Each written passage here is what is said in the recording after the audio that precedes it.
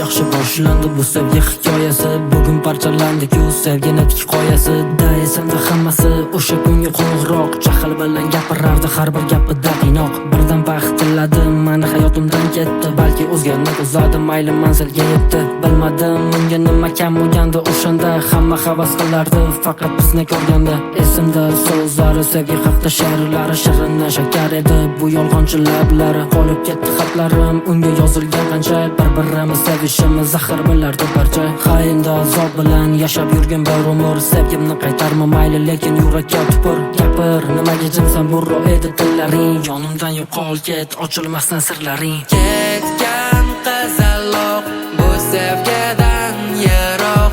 Endi meni unutgin, eslamagin mayli xo'p.